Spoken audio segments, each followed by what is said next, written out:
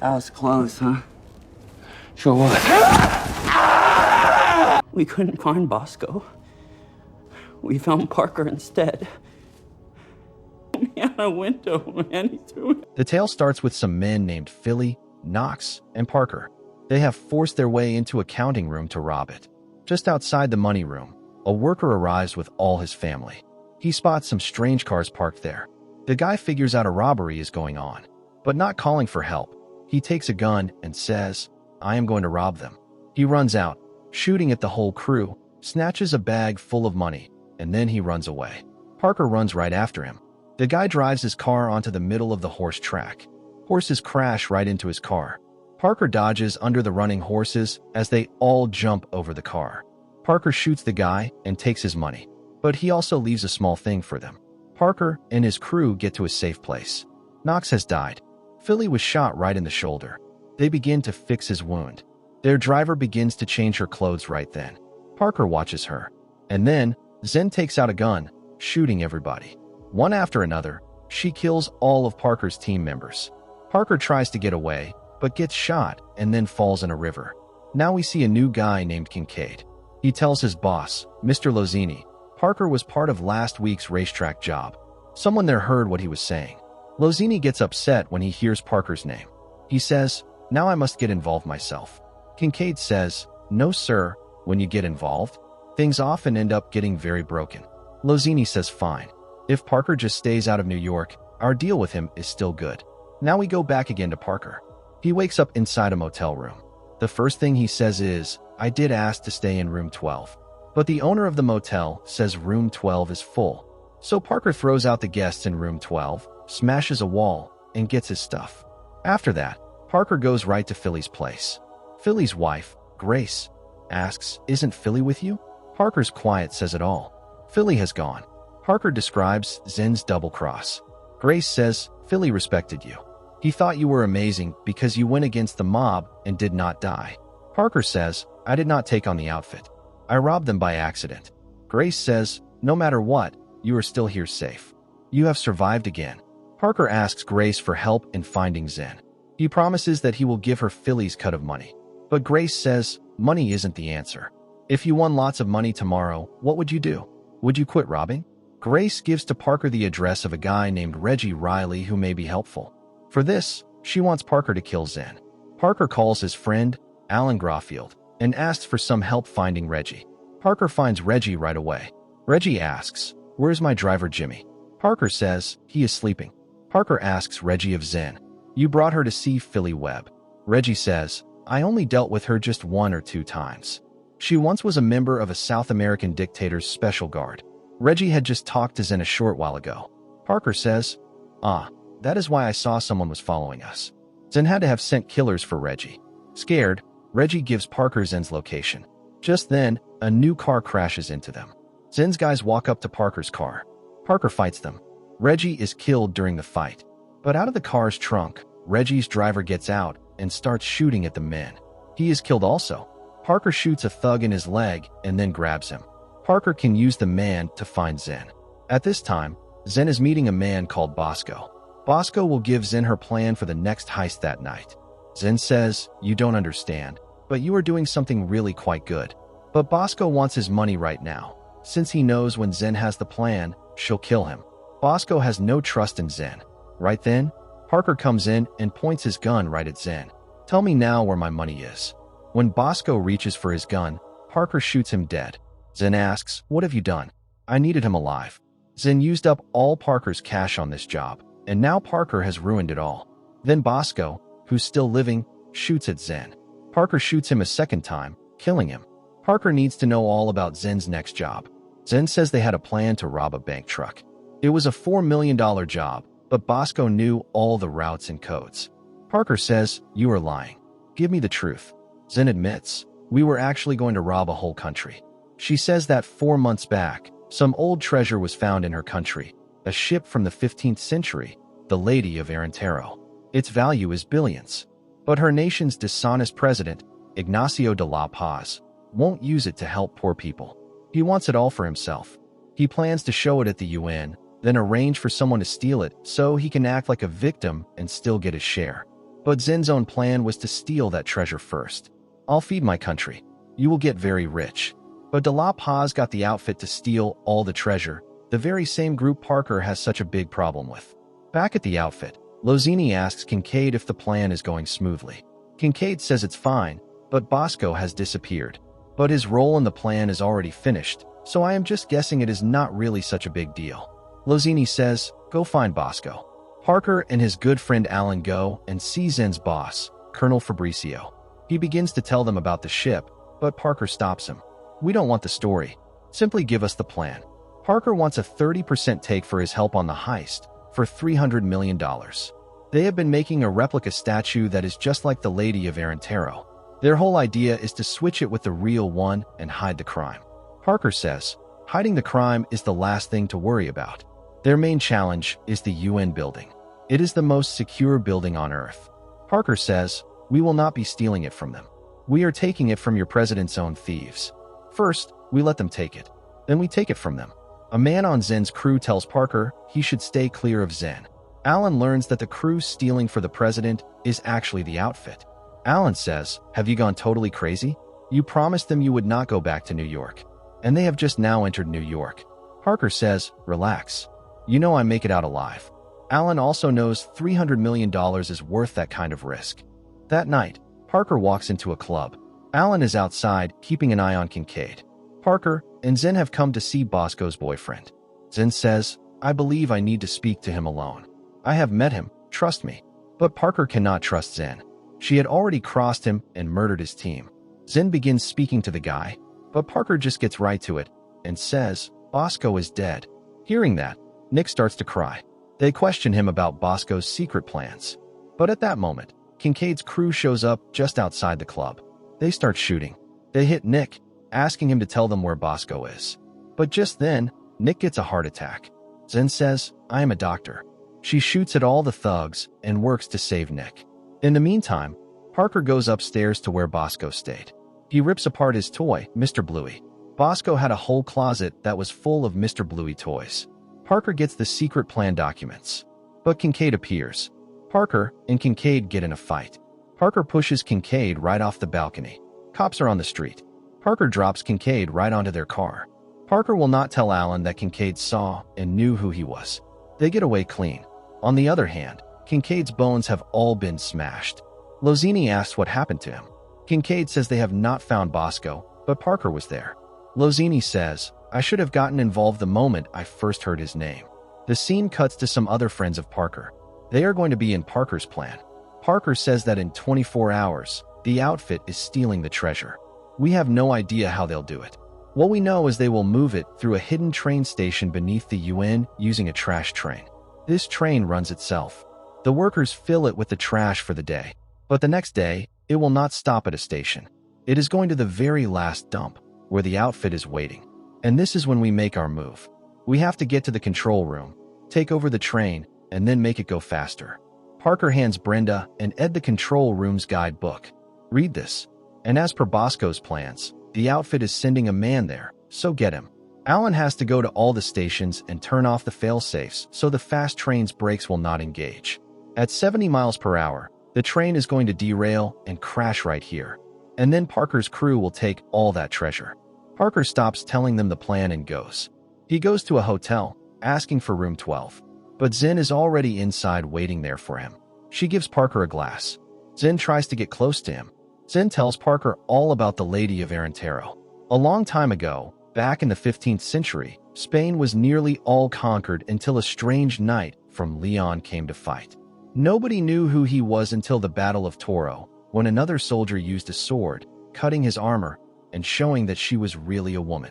The Lady of Arentero, a countess, had given up her life to fight like a man for a cause bigger than herself.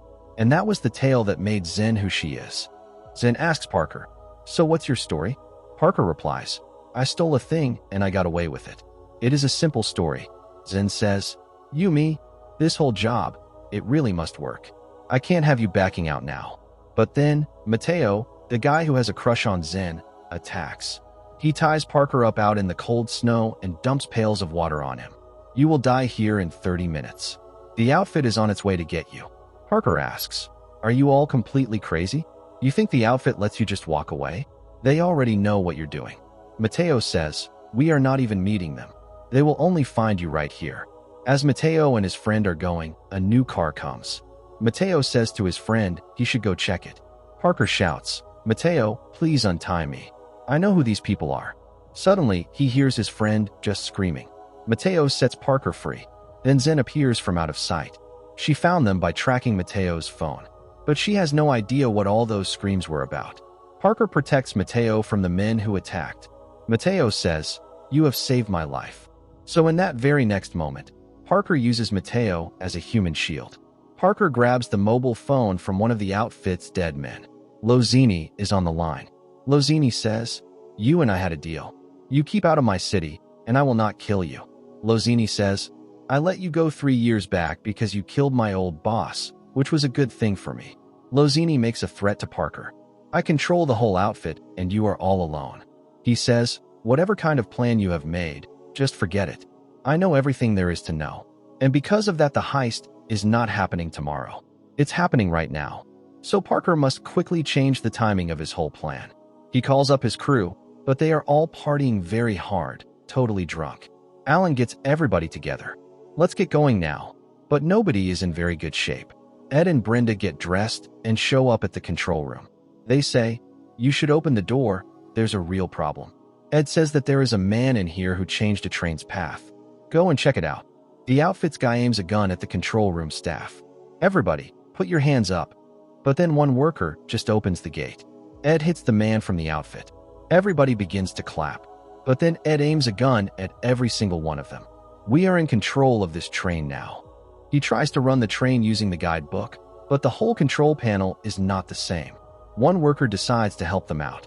They make the train go much faster. It begins to pick up some speed. They must make it hit 70 at the curve. Alan shows up to shut off the failsafe, but he drops his gun. He cannot shut it off with just his hands. Alan is able to disable it right on time and just escapes the fast-moving train. The speed gets to 60. Parker and Zen get to the crash area.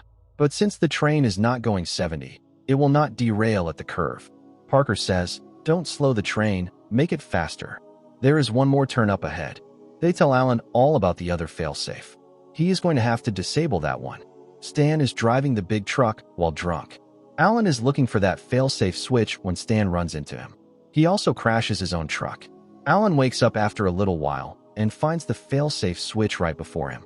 Alan shoots that kill switch right in time, and it turns off. This time, the train is going much, much faster. It goes off the rails. But the train came down from too high and far too fast. Zen slams her car into reverse at full speed to save herself. Alan barely survives. They find the large treasure chest, but it's filled with nothing but rocks. The entire setup was Lozini's plan to capture Parker. There was a tracker hidden inside the box. Lozini's men show up. Parker and his crew fight them off, but then the cops arrive. They try to escape, but their car is totaled. 2 police cars pull up, but one of them is driven by Stan. With his help, they get away. The next day, the story is all over the news. Zen prepares to leave, saying, I have to go home and tell my people the bad news.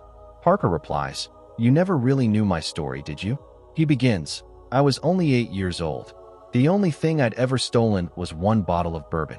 There were these older kids, bullies, who did delivery runs for Maury, the biggest drunk around. One day, my friend and I were playing basketball. Those kids showed up. Cal, the biggest of them, claimed the court was his. He hit my friend hard and chased us off. I waited for my chance to get even. Every Friday, Cal visited a girl I knew. He'd take her bicycle to run Maury's errands. She cried all the time, so I broke her bike. Without it, Cal couldn't make the deliveries. Maury got furious and beat him up. And that bottle of bourbon I stole? I planted it in Maury's car that same day. He got drunk and broke Cal's hand. That whole summer, I finally got to play basketball in peace. The point of the story is that Parker had a clever plan even at 8 years old, and he has one now. He brings Zen along and tells his crew, I've got a new idea. But Alan is furious. You lied about the outfit knowing you were here. You told us Kincaid didn't see you at the club, but he did. The whole crew is ready to walk away. Alan says, the cops and Lozini are both after you. How much further do you think you can push this? Parker explains his new plan. By now, the treasure's probably been sold off and divided. But the figurehead is still out there in one piece, and it's worth at least $500 million. All we need is the identity of the real buyer. He adds, we're going to get that information from Kincaid. Kincaid hears someone is planning to jump from the roof of his building. He tells one of his men to check. The second the man goes up, Parker knocks him out and tosses him aside. He and Alan put on police uniforms and enter Kincaid's apartment, claiming a man just jumped and they need to ask a few questions. Once inside, they confront him. Tell us who bought the real figurehead. Kincaid pleads, I'll tell you, just don't throw me off the building. Parker says, I'm not throwing you. But because Kincaid believes Parker threw his own partner off a roof, he faints in terror. So they turn to his maid instead. She tells them the new buyer is Phineas Paul, who recently posted a photo of his extravagant meal at Valentino. Parker walks straight up to Phineas and asks about the Lady of Arentero. Phineas scoffs, saying, Do you even know who you're talking to? In response, Parker shoots Mark Cuban, who's sitting right beside him, and takes Phineas hostage at gunpoint. Phineas explains, The statue isn't here yet, but I know where it's being kept. It's locked in a vault. Even if you break the vault door, the statue is inside a tungsten carbon alloy cage, one my company manufactures. It would take days to cut through it. That cage only opens at 8 o'clock tomorrow morning.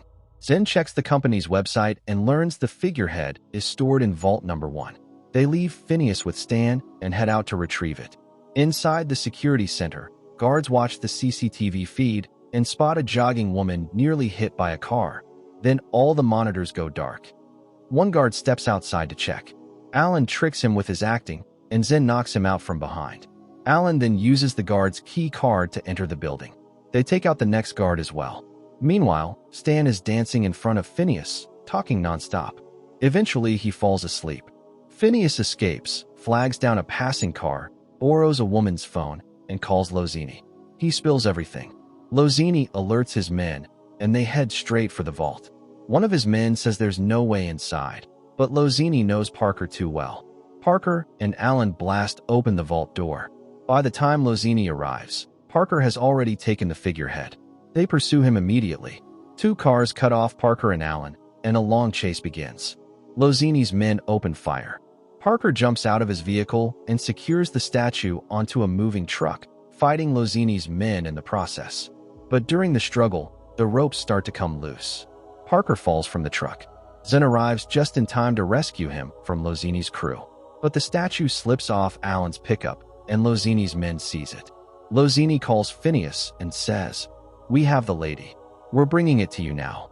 Phineas protests, You can't open that cage. Lozini replies, Parker already did. Lozini's men arrive at Phineas's home. Phineas says he can only pay in the morning, then shuts the door and admires the figurehead. At last, we meet. But a tiny fragment breaks off and falls to the floor. Phineas picks it up and realizes it's a fake. President de La Paz appears and phones Lozini, telling him he's finished. Lozini is stunned to learn the statue was never in the vault at all. Everything was part of Parker's plan. At that moment, Parker breaks into the real vault. At exactly 8 a.m., the cage opens automatically. They retrieve the genuine figurehead, but Lozini arrives there too. He discovers Parker had swapped the vault labels, switching Vault 1 and Vault 3. Parker blew open an empty vault and staged the entire chase so everyone would think they were pursuing the real prize. It was all Parker's plan, Lozini says. But it didn't work out for you anyway, did it? You got here late because of the time lock. You cut it too close to 8. Parker replies, Your outfit's in trouble, isn't it? I've been watching you for a long time. I know your business is failing. You took the De La Paz job to save yourselves. But if you failed here, your whole organization was going bankrupt. Parker raises a bomb remote and warns, You're not taking this. At that moment, De La Paz's men surround the place from outside. Lozini is completely trapped. Parker detonates the figurehead. As he's dying, Lozini says, We could have made a deal. This was worth $500 million. Parker replies, You told me I was alone. But look, I've just destroyed your entire organization.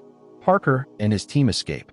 Before parting ways, Parker hands each of them diamonds from the figurehead, saying, This should at least cover your costs. Afterward, Parker visits Zen at her hotel. She's watching the news, which has now exposed her president's true nature. Part of the treasure has been found in one of Lozini's warehouses, and all of it will be returned to her people. Zen thanks Parker and asks if he will come to her country. Parker says, "I can't." He remembers that Zen killed his close friend Philly, and he came seeking revenge. Zen admits, "At first I only pretended to like you to get your help, but somewhere along the way, the act became real." Parker says, "Same for me." Then he kills her and walks out. He later visits Philly's wife and gives her some of the diamonds. This was Philly's share. And with that, the story comes to an end.